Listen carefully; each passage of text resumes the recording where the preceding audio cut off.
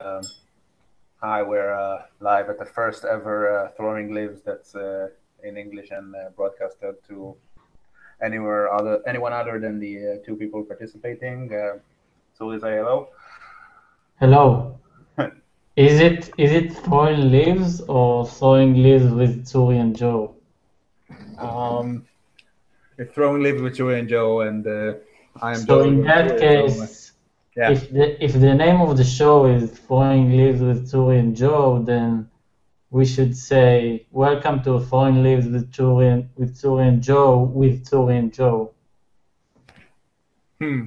Yeah, that seems a bit redundant. Yeah. Uh, yeah, Yeah, if so anyone would ever going to listen to that, this is the kind of we might want to call it just throwing leaves. yeah. You might just throw it and leave.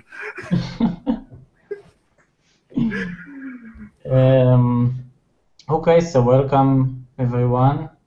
Uh, our entire audience, Yeah, of zero viewers. loyal, our loyal viewers. Um, Well, at least it's not one, so we can say viewers in plural and not viewer in singular. yeah. By the way, I'm So, I'm I'm also wondering about the fact that we chose to speak in English. If it's not a case of how do you say it's better one in the hand than two birds on the tree or something like that. yeah, What's the equivalent English expression of that phrase? I don't know, shooting over your.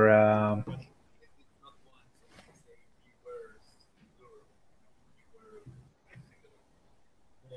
By the way, I'm also wondering about the fact that we chose to speak in English. It's not a case of how do you say it's better one. So Joe is probably dead. So Joe died, and this also makes it the last episode of Throwing Leaves. So thank you for watching. Um, Yeah, I just we will. waited for the Oh, video to finish. yeah. Okay. What was the? Okay. I don't know what it's about, and I'll try to. Joe is our technical man also. Yeah. Um, I closed the other browser, so I guess it came from there or something. Okay. Whatever. Um, At least I can blame it for now, and we'll see later if it returns. yeah. Yeah, Um, what I thought about an expression for that it's easier to translate, but I don't know if it exists in English, which is jumping over your belly button. Um, oh, okay. So that might work. yeah, if So if it isn't, that means that we're trying. I think it's trying to chew more than you can swallow, or something like that in English. yeah, Yeah, I think what I meant to say is that we will probably lose both our home audience and our audience abroad. Uh, at least my English sucks, and I think you're pretty okay with your English. And, oh yeah, we said we would use the word "das" every now and then, yeah, and I still haven't had the chance to do it, but yeah, so I was if the you were first. thinking any chance that I'm not constantly hunting for the opportunity, you don't know what you're talking about. What does it even mean, "das"? I mean, there's "thus far." Yeah, it's just the most um, pretentious word that you can use Yeah, for it's connecting like stuff, it's and like therefore, right? I mean, it's it's a little more supposed than to be. therefore. Therefore is a thus wannabe.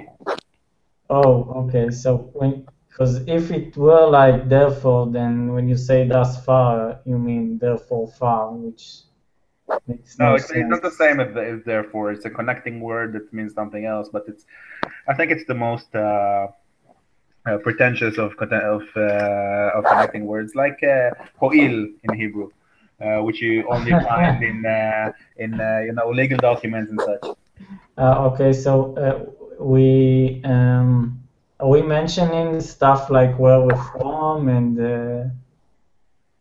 stuff about ourselves? Because this show will have millions of viewers probably in a short while, and I think we should make these decisions now because Oh, you want to switch to Hebrew? the most no I'm because you just said you mentioned the word Hebrew, so Hmm. people know we're from Israel. Well, if they didn't, they know No, now. yeah. No, I was just wondering whether we are, because Joe is not actually your real name. Don't tell anyone that. Yes. Although my name is really much closer to Tzuri Yeah. than yours is close to Joe. Okay, so what should be our first topic today? Yeah. You want to start or should I? I don't know. The economy is bad, right?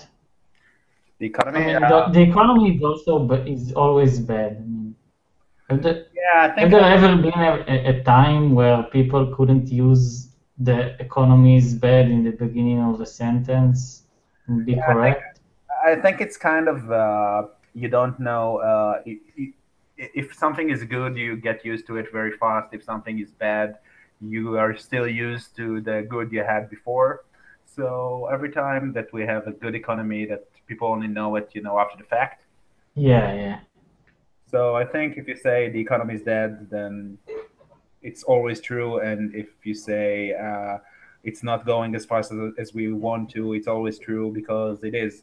You always want it to go faster than it is, even if it's doing okay. So I think it's kind of, you know, um, a mechanism that we have with everything that we I, don't. I actually expected you to say that the economy is actually always bad. I thought that's what you were going to say. Hmm, okay. So first topic on the show ever, Next time. and I already managed to surprise you. I don't know where I can go from here. Um, Yeah. I think we can call it a show. Okay. Yeah. Um, so I don't think it's doing that bad. I think that the fact that we are expecting it to constantly be growing is, you know, No, that's unrealistic. yeah, because we expect nothing else to be constantly growing, except the universe and space and all that. But that's a different topic entirely. Uh, we don't expect Yeah. anything else Yeah, to constantly we go up, don't constantly be even. better, constantly expand, constantly do more than it actually does. So um, the fact that we do expect it to economy, and if it's not, growing by 3% a year or something, it's stale. Then then you know we're going to find ourselves thinking about it as a stalemate more often than not. That's at least And how I think about it. also, I'm not sure anyone knows what uh, what the growth is. I mean, what does it mean when the economy grows? I mean, there are countless. How do you say מדדים? Yeah, there's many ways to measure it. Maybe the Formulas better and to formulas, actually. yeah, yeah. There are many ways to try to measure when the economy grows, but there is no actual. I mean, usually governments that just try to manipulate the data a few days before they have to publish the sort of evidence and they Yeah, just manipulate the data and make up new ways to measure what growth is. So they look. yeah. Well, statistics is always, can be viewed from different angles, and if you control the way you present the statistics, that's a large part of what you're presenting. But if we let's assume that the data is correct for a minute, and even if we do that, there's all the data like gross national product and all that, and from that you can extrapolate the growth. So, but I think it's a more fundamental point than that. It's just saying that everything has to grow all the time, or what, if it's not growing, we're saying that something is wrong. And we're living on a finite um, planet. We have finite resources. We know that. We don't know the extent of them. We might have not found everything. We probably haven't found everything. At least I hope so. Um, but everything is finite, and if you expect to constantly grow, those two things don't coexist together. At least in my mind. Um, yeah, but I'm not sure. It's like I'm not sure the fact that the planet is finite implies your point, which, by the way, I agree with. But um, I mean, I'm not sure it follows just from the fact that the planet is finite, because if we do try to think about what growth is, um, it's not just to say that we can produce more. It means a little more than that. I mean, it means that people earn more, which is not necessarily a consequence again of producing more. Yeah, but I think what is actually measured, because it's a zero sum game in some respect, because if you earn more, then someone somewhere has to give you that money. It's not just created. Well, it is, but it's a story for another time. Um, and so let's just say for this particular point, that you just mean that sorry, you just mean that the value of everything on Earth has to grow by 3% or so every year. Yeah, That means that it can be the same stuff. It just have to be valued more. But usually, it's either newer stuff, or you had something and you transformed it to something that is more valuable. Like you took a few rocks and you made it a home or a house, and now it's worth more than it was worth when it was only rocks. Uh, it's very simplistic, I know, but yeah, it's the value, because if you value something that can be perceived, so it might not actually be the stuff themselves. okay, so what is actually the point? So we shouldn't expect the economy to grow, so what should we expect, if Um, any? I don't know. I don't think it's like that. I think this is an optimistic look, but um, I think that when you hear the phrase "the economy is dead," or it's stalemate, or nothing doing anything, you should take it with with something in the back of your mind, saying, okay, it's probably not as bad as people say, because they always say it's bad. They never say it's good until after the fact. You can say 10 years ago it was great, but 10 years ago you never said it was great at that very moment.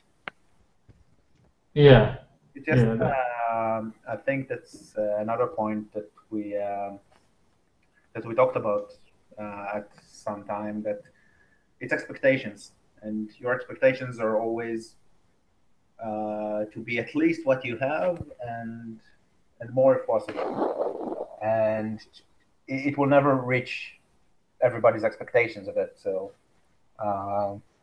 So it will always be a bit disappointing, even if objectively it's doing okay.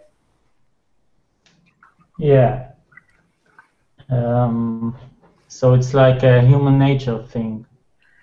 Yeah, I think it is, and it's a good human nature thing. It's something that drives you forward. It says that it's always it has a good side that says What is forward exactly? I mean, yeah, as that long as you have enough food, I mean, not enough um, like you exist and survive. I mean, you can eat whenever you want, whatever you want, as long as you have a nice home, even if you own it.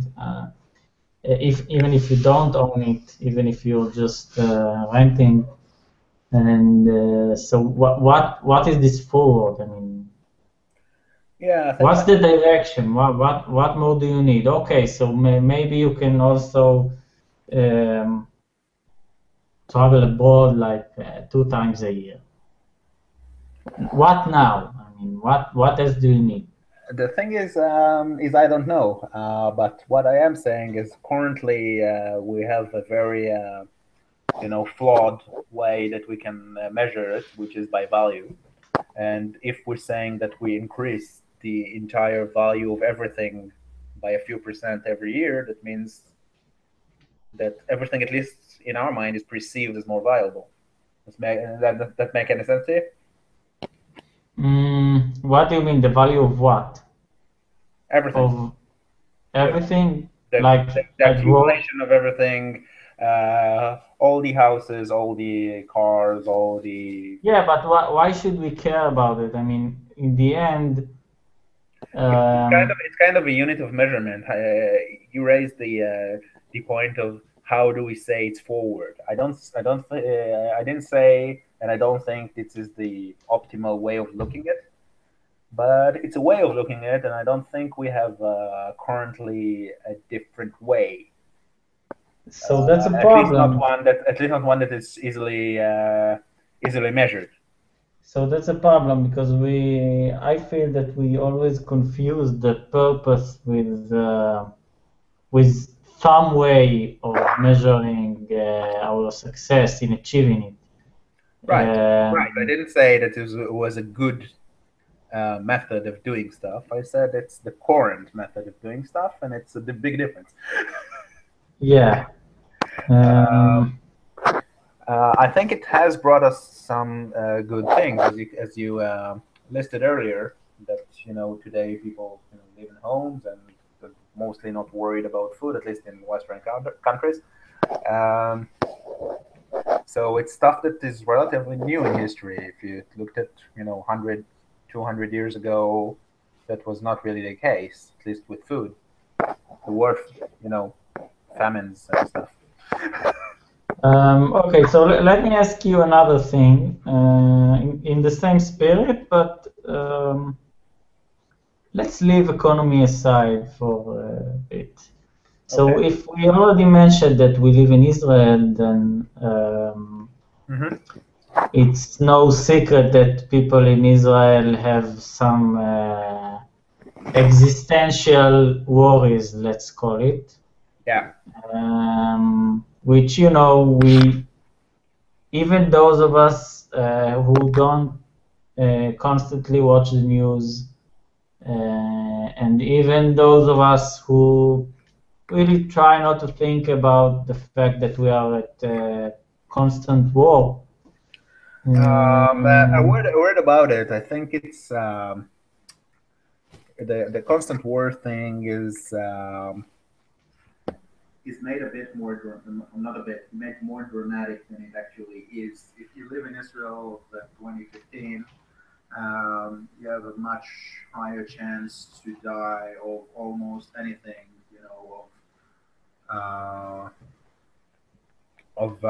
in a car accident or health issue a lot more Okay, than.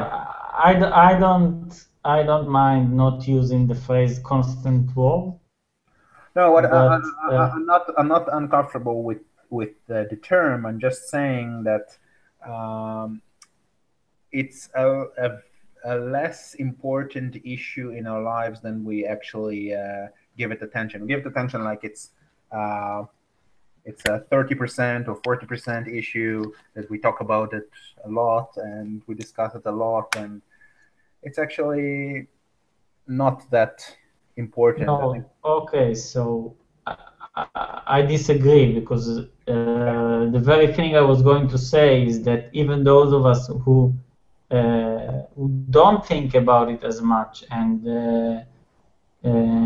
those of us who don't feel like it's interrupting in any way to our routines, I think even those people somewhere back in their heads constantly feel the threat.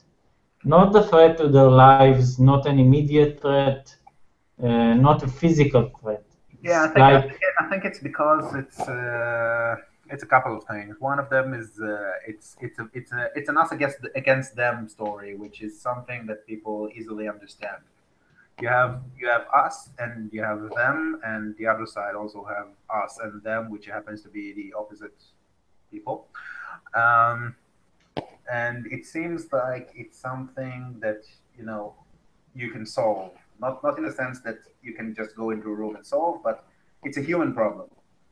It's you have humans and you have humans, and if we just did that, or if we just went there, or if we just something, it will be solved. Like if you take in the contrast of that, um,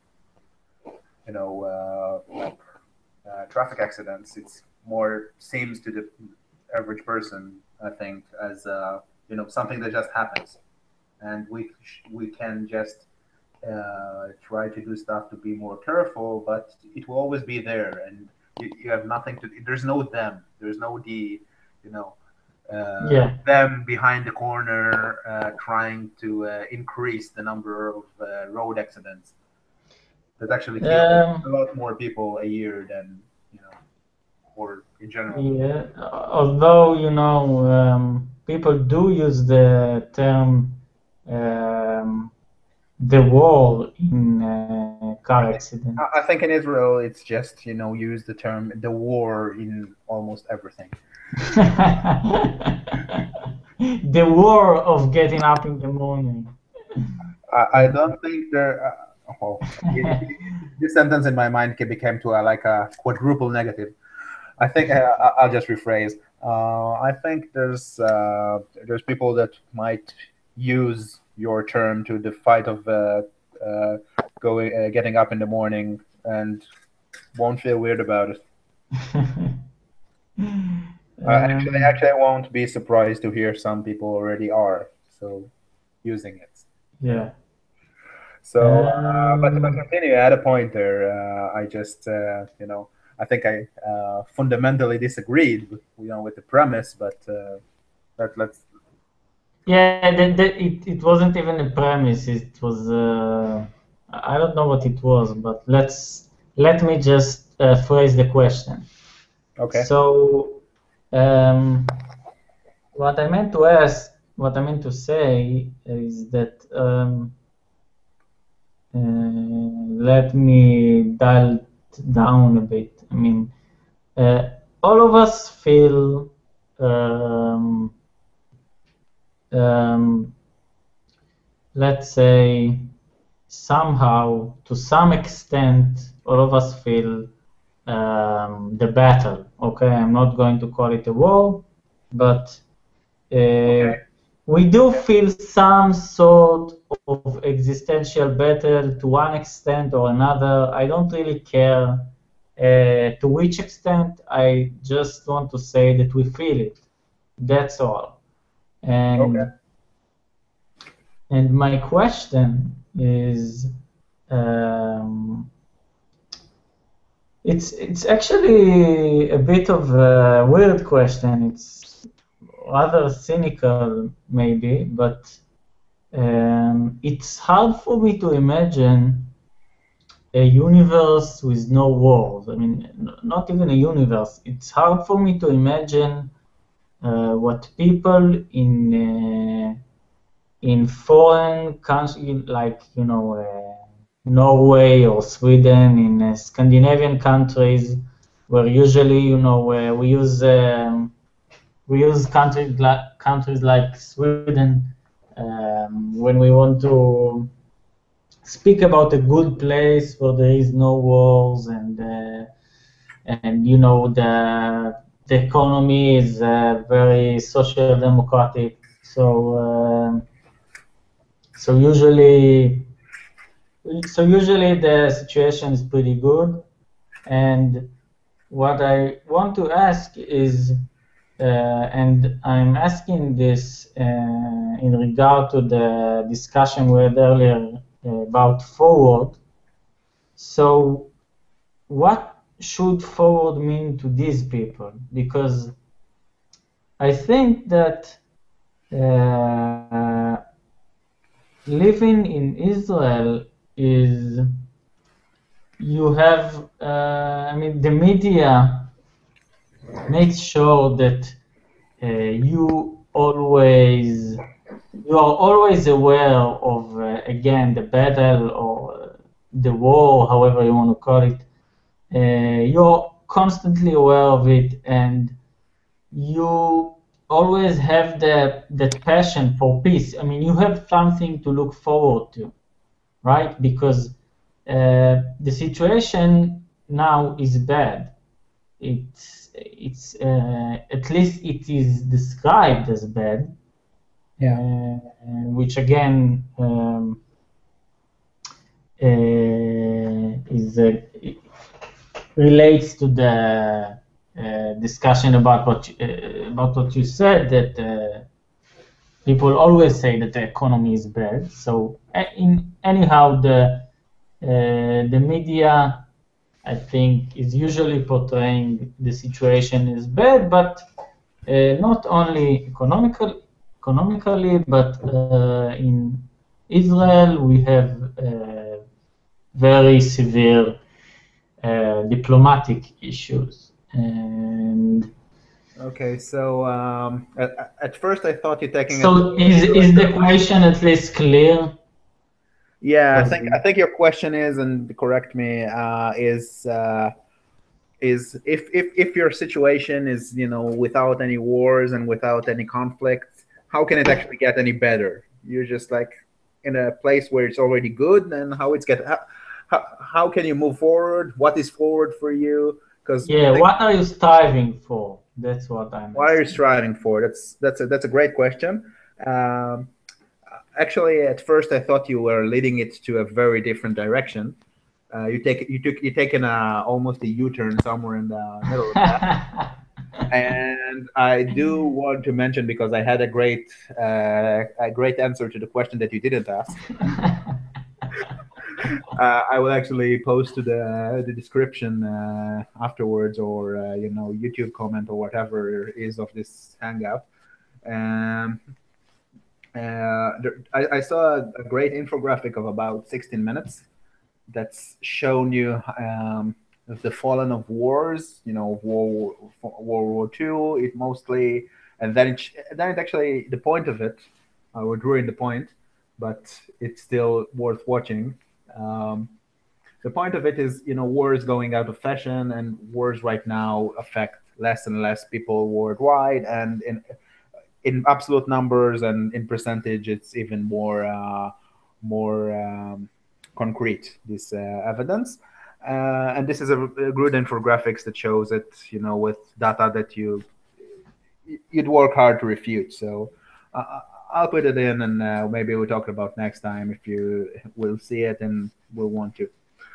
But to the question that you say, I think again it goes back to my fundamental way of looking at that thing. I think if you never ever actually very happy for long with where you are. Well, you always look for something to be just a bit better. If Yeah, I think if you don't have security, if you don't have what you call nutritional security, like food and access to water, nothing else really matters to you. If you have that and take that for granted, you might have, as you say, security issues, or you don't feel secure at home, or in your community or anything, and that means that where your next meal is coming, where your water is, but you don't know if you won't get killed in a war or something in the next week or so. Then that is almost everything that you care about. But if this threat is gone, that doesn't mean that you don't care about things, you know. But you care about things that are, uh, less of a survival thing, you know. Yeah, but Uh, then, I mean, I don't think you ever get to a point, and I don't think it ever happens that you get to a point and say, okay, now is great. Um, and if you yes, get to, and if you get to that point, after a month or so, something bugs you, and you have to go fix it. And sometimes you do, and then you're happy for another month, and then you go and fix another thing that's bothering you. yes, but um, it's it's very different again when you have something, when the thing that bothers you is existential, or I mean, like objectively important, like peace, Yeah, like people and children not dying, which is, I mean, again, objectively important. So not only yeah, objectively important, it's survival instinct. So yeah. I think it's so easier, the so the emotion, giving life more meaning when you're in a place like Israel, when uh, things like that happen, and you say, the fact that I'm here making a difference. So I do think there's a lot of people that in places that they feel like they're insignificant, like no matter yes, what they're gonna do, it won't make any difference. They can live a more comfortable life. They can be I don't know, have more stuff, but it won't change a lot of lives, and they don't feel like they have any significance. And it's easier to feel significance in a place like Israel when you say, okay, something happens that I heard from the news, and it makes me hopeful, or it makes me sad, or it makes me angry, or it makes me I don't know, something else. And you have a wider rainbow of emotions, just by listening to the news, which I don't think you get in a place like a Sweden or Norway. In my mind, it's something that explains, if you look at happiness um, surveys, at least the ones that I've seen, I don't have a source of it in front of me right now, but all the but ones that I ever, all the you ones can that I say ever that seen. you can say that you do have a source because this is not television. So Yes, okay, so I have like 10 of these right in front of me right now. yeah. Yeah, but no. So all the ones that I remember, at least, the questions are: do you think your economic status is okay? Israelis are among the ones that say it's not. You say, you ask if anywhere else you have an economic. Well, all the economic questions, Israelis are saying, which is probably true, that the situation here is more difficult than anywhere else. If you say, if you feel safe, same thing. If you say everything that if you would ask a person, what you need to be happy, and say, okay, I need to be safe, I need to be that, I need to be that. Everything that you ask Israelis, you get, no, we are less that than everyone else. And then you get, are you content with your life? Are you happy? And most of most of us, to unbelievable proportion, are like 80% or so. And it's Mhm. it's it's abnormal, if you look As opposed to hmm? as opposed to As opposed to places that are economically better and are safer and are everything more than I what you mean, would expect you want in life. these are And global surveys that you're talking about, not just surveys inside Israel. what's right? I mean, the surveys that you're talking about are global. I mean, Yeah, yeah, they global. made them in several countries, and Yeah, not Israel, Siberia, I don't know, Western Sahara, and Togo. No offense to anyone, but it doesn't seem like the most happiest places on earth. But you see, you said earlier, you think someone is in a place that has no objective worries to their life and whatever, and it just I don't know. so isn't that a very disturbing fact that you need like 1984 sort of? I mean, that was sort of, I think, the point of the novel 1984, where, well, I'm not going to ruin it for those who haven't read it, but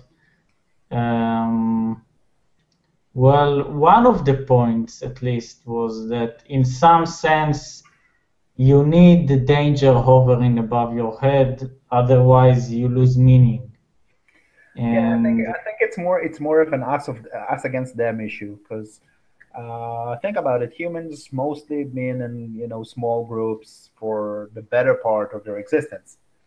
Like yeah, nations are, I think, maybe 150 to 200 years old, maybe a little more than that, maybe 500 years old, depending on how you look at a nation. If you look at medieval England, it's not exactly a nation as you think about it today, but again, it's a finer distinction that I am going to get into right now. Um, so there's always been an us against them. There's always been those guys beyond the next hill or beyond the next mountain that everything would be okay if they just listened to us and did what we wanted them to do. And for them, we were the guys behind the hill and whatever. And I think that at least until there's an outside um, I don't know if force is the name, but you know something that is not human. Humans will never be all part of the same group because there is no them, and we're not used to a us not versus them scenario. mm, yes, but again, let me take us back to the let's say philosophical problem that we all strive for something, but when we get it, we feel we don't feel better, but we feel worse. We feel, I think we actually feel better when we get it, but not for long. We get used to it, and then we want more. yeah, yeah. I'm not speaking about the first couple of days or months, depending on the magnitude of the thing that was solved. Um, yeah, in general, it's a pretty disturbing fact to know that you are hoping for something to happen, and And when I it think, happens, and when it happens, you gradually lose interest and and become actually less happy. And I don't think you become less happy, but you have to. It's even if you have a certain rate of achieving your goals, you'd still be unhappy because when you get used to that rate, you want the rate to be faster.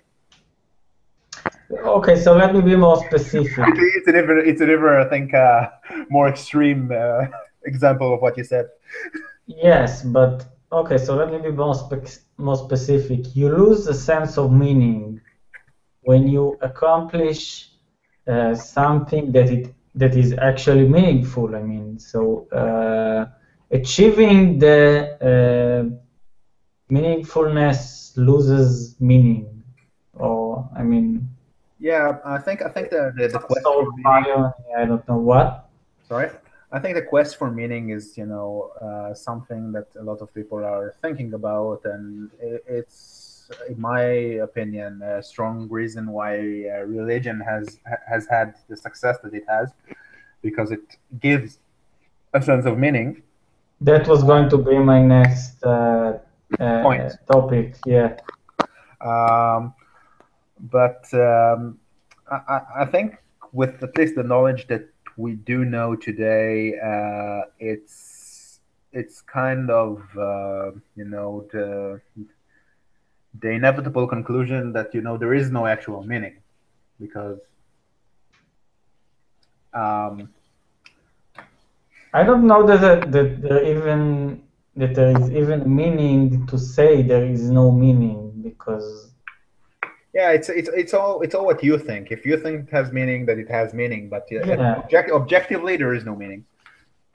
I don't think you can say that. If It's you look at like the it's more larger or less like saying objectively I'm right. I mean, well, objectively I am. It was just too much to not do that. But well, if you look at a large enough scale, you know, I don't think science refutes meaning if that was what you I don't mean the science meant to reading. say. I think uh, it, it- maybe I need to define it differently. Oh, surprise, surprise, definitions. Definitions. Yeah, it took us only 45 minutes.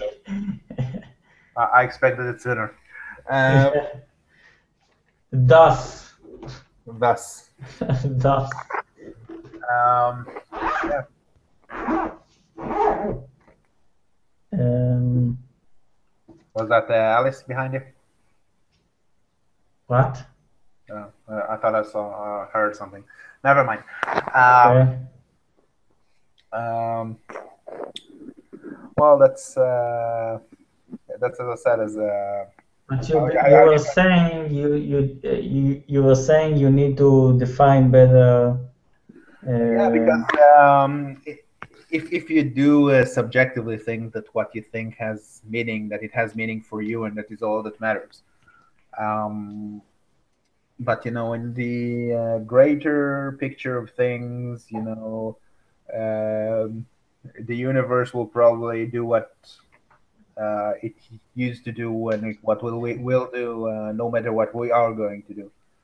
And in a few billion years or trillion years, um, the sun is going to melt everything, and that will be the end of that. So uh,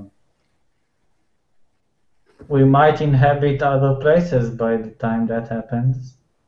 yeah, if anyone remembers anything that I did, 50 years after I'm dead, I think I'm happy with that deal. Um, okay, but again, um, I mean, I think that's I think that's a we realistic lost thing. focus a bit. What? I think something like someone remembers that you were that you had an existence, and maybe even more than that, stuff that you did or said or thought about 50 to 100 years after you're dead. I think it's a success, at least in my book, um, which is not written yet. um, but yeah, everything more than that is very, very, very rare. I think. Think about it. How many people that you can think about were, alive 500 years ago? Maybe a few hundreds. But how does this relate to the meaning issue? Um, at least as I see it, meaning maybe not equals, but resembles, influence, that you made an impact, that someone's um, is affected by what you did. Someone, When you say meaning, you mean what you just said, that your ability to affect people's lives down the road or something. yeah, and this is something very, very rare. Not a lot of people made a difference in that regard. But meaning for someone else can be something else. But that's my definition for it, at least. Okay, but so let's What's your definition of it? It's now so interesting. let's let's It now interests me. no, so let's remember let me answer you, but taking us back to the point where the word meaning came to our discussion, which was again that when you have something uh, existential to strive for, then you have some sort of meaning, right? Because again, it's important to say achieve peace. And the feeling that there is currently not peace, I mean, I don't want to say war because we had a little argument about it, but the fact that we currently don't have peace with many of the countries surrounding us, I think that um, in a bizarre way it creates meaning into our lives, and whenever hopefully we will achieve peace, then that meaning is like almost it slowly evaporates, and so Let me ask you something a little more specific. Let's say that from next Tuesday, there is peace. You can okay, go to the, why not there is, tomorrow? I mean, it's not more likely that there will be peace next no, Tuesday and then. peace takes time, my friend. Yeah. It's more likely that we'll achieve peace in a week than tomorrow. Yeah, Yeah, next there's Tuesday, no the rest chance. of the week. There's no chance for a peace agreement tomorrow, but maybe next week. Okay. Okay, yeah. I was expecting that question. I had an Okay, answer ready for that. so So next next Tuesday, Tuesday. there's a Palestinian state, and you can go and visit if you want, and it's safe, and a lot of people are doing it. And Okay.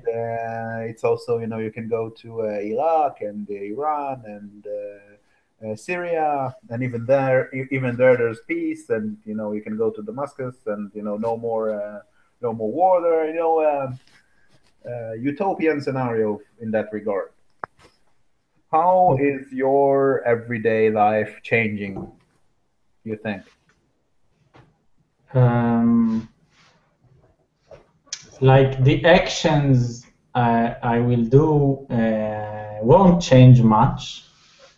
I assume that in a matter of a couple of months or a year or two, I assume the economy will be better, and stuff like that, which does affect me in some way. But to answer your question, I think that my actions will be more or less the same, but my feeling will be completely different. That's exactly what I'm saying.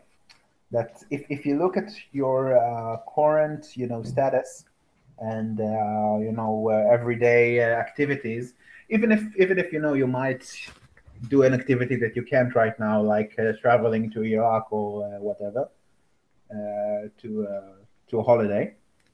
But let's say that even if you do, most of your everyday life will stay the same. And as we um, initially said about the economy, you probably very fast will be used to it. So you won't say it's going great. You'd say, yeah, to the very best, you'd say it's going okay. And other than that, your life will pretty much be the same. So mine, by the way. If you don't live on, exactly the places where things happen, I think even there, if you're not actively in something, you won't even notice that it happened. If you're someone that's not listening to the news and not listening to and not reading papers, you won't know that it even happened. Yeah. uh, I and mean, and still, as you said, and you are correct about it, and that will make you feel great for I think for a pretty long time in comparison to other things, like a few months of greatness. And so will I feel, and so would a lot of people feel, and this feeling will be correct for them, and this is the only thing that matters. It's and not you nothing. know, yes, but well, there are a couple of things I want to say. You just reminded me that there is again another irony. Uh, I'm not sure the word irony is correct, but still, religion usually thrives on poor people, on people who are in some sort of difficulty, in some sort of stress, in a crisis, right? So most religions, I think, at least the ones we know we know well, they feed off other people's crisis. I think it would be a correct statement. Excuse me if someone is religious, but so. Um, but Yeah, I what think I mean, but what one of the things we are implying is that the more the more your quality of life rises, the less meaningful you. I mean, the less you feel like you have meaning in your life. The less you feel meaningful. Uh, allegedly, this is the point where religions should step in. I mean, so at the point where you have anything you need, and it's hard for you to come up with other things to strive for.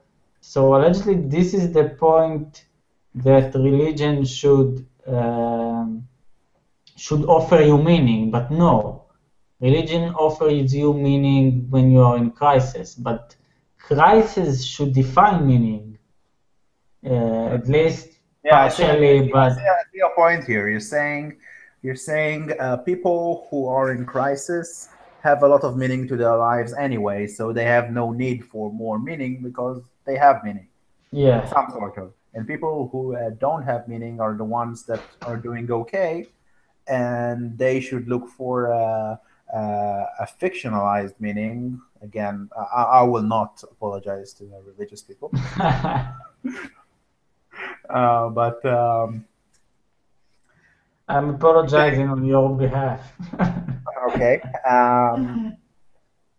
So you're saying that these are the people, in the market for meaning. Yeah. I think this is your premise is correct, but your conclusion isn't. And I'll elaborate if you want.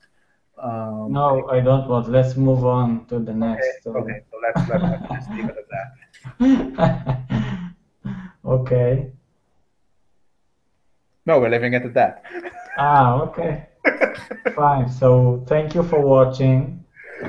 Yeah. And I hope you okay. listen because it's just some circles with It's not very interesting to watch. Just to saying, you can just listen to it. Yeah, maybe we should, share our screen and Google for stuff while we talk next time. But Yeah, but with it's supposed to be a well, we can. okay, so you were saying? Oh, we can. I think we can just wrap it up for now and continue next week. Hopefully, uh, someone will see it by then. Watch it by then. Yeah. Well, I'm stopping the broadcast. Bye, everybody. Bye bye.